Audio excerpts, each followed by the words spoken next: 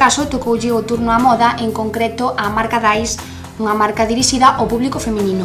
Falamos con Manuel Varela, o seu director. Moi boas, Manuel. Hola.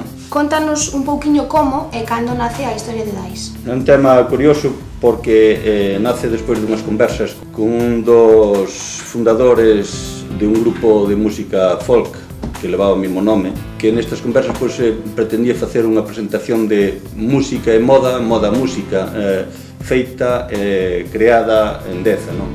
A que tipo de público vai dirixida a roupa de Dais? A marca esta naceu para unha muller xove, ecolóxica, que logo tuvo que irse readaptando para un tipo de vestir máis elegante por exigencias do mercado. O deseño e a fabricación todo se fai en Galicia, non? Sí, é un diseño propio de Manuel Varela para Emmanuel. É feito todo en Galicia, como un 60% é feito na fábrica da empresa, e logo o resto é feito en talleres exteriores, pero controlados, moi seguidos de cerca por o personal especializado de Emmanuel. En que se inspiran as coleccións de deseño, calidade, prezo?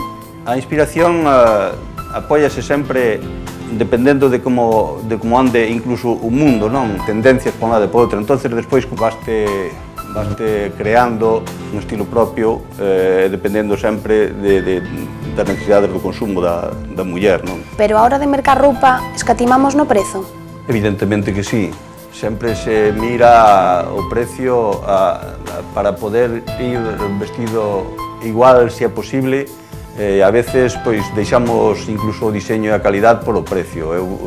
Iso é o que detecto no mercado, nas clientas que chegan a Dais. Dá a impresión de que queda para despois, a ver se o pillo un pouco mellor precio, é por xente colegas que falo con eles, pásanos o mesmo. É un sector que está neste momento bastante tocado. Podese dicir que lle está afectando a crise, non? O sector da moda.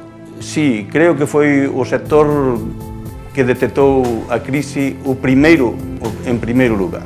Como crees que se pode potenciar o sector da moda?